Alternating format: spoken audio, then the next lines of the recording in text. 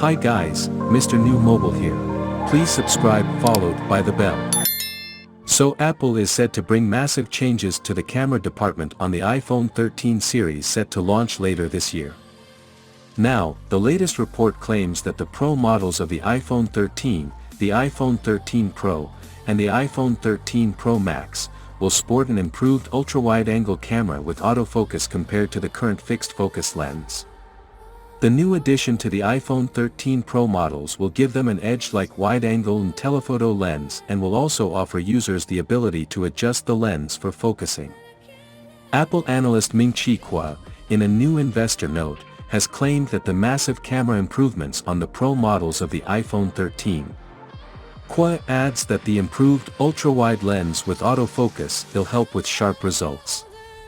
Kuo has also added that the iPhone 13 Pro and Pro Max models will come with an ultra-wide lens with 6 elements, an upgrade from a 5-element setup.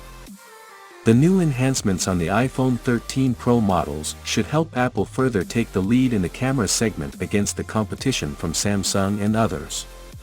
The Pro models will improve ultra-wide lens with autofocus this year. Apple will add the feature to all regular models in 2022. Notably, this is not the first time that Kuo has predicted improvements to the ultra-wide camera. Last year, in a note in November, Kuo said that iPhone 13 Pro models would come with an f1.8 aperture with a 6p lens with autofocus.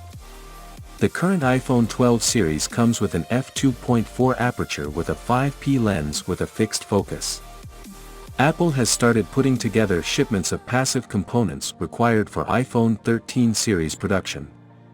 This also means that Apple may launch the new iPhones in its usual timeline of September launch and late September to early October availability in most markets globally. Based on the rumors so far, the iPhone May 13th also launch as the iPhone 12s. The new iPhone models are likely to come with a similar design as the iPhone 12. Some of the usual improvements touted include an improved and new processor under the hood, enhanced 5G support, 120Hz display support, and finally, a smaller display notch. A recent report claimed that the iPhone 13 range could be announced this year on September 14th.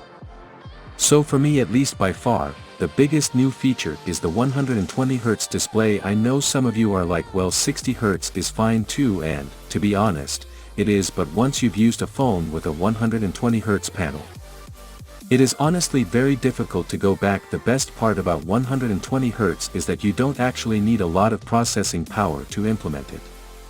There are actually a couple of low-end phones that do feature a 120Hz panel. I've tried a few, and honestly, the difference that it makes is just unbelievable. A high refresh rate on a weak processor feels faster than a low refresh rate display on a powerful processor.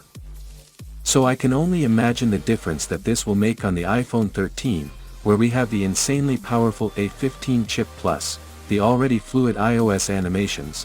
Not 120Hz was supposed to come to the iPhone 12, but unfortunately because of some component shortages it ended up being delayed.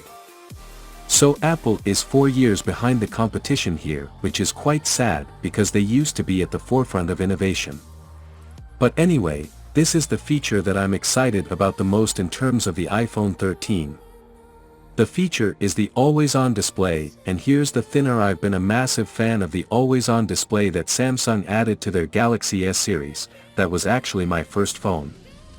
So the display, unfortunately, some saying they were actually not a first, even though some people believe that even I did. Actually, Nokia had this before Samsung, but Simpson was the first one to market, is like one of the main features of the Galaxy smartphone. Samsung phones today also have it on some other Android phones from Huawei, LG, Google, and OnePlus, and more. It is honestly one of the most underrated features. It was rumored by Max Weinbach to come today from 13 lines, which I'm pretty sure will be restricted to just Pro models, just like the ones on your display, as they would be the ones with an LTPO panel. Max also said that it would work in a similar way to how it works on the Apple Watch Series 5. So I'm just going to make any improvement that I can get and likely would have their teams. The battery size is set to be increased quite massively by 18% on the iPhone 13 Pro Max, by 10% on your iPhone 13 and 13 Pro, and by 8% on the iPhone 13 mini.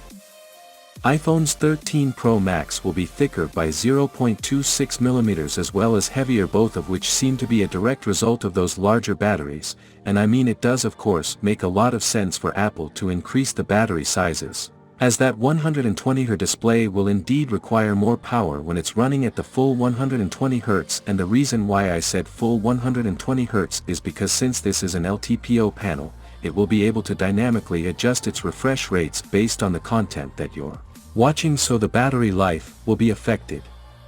Ordering that the Times reported that the iPhone 13 Pros will actually feature an overall reduction in power consumption by 15 to 20%. And compared to the iPhone 12 Pros, the other really said why that is, but I believe that as a result of both the LTPO panel and if you are new here, please subscribe, like the video, comment. Thanks for watching. See you on my next video. One, peace out.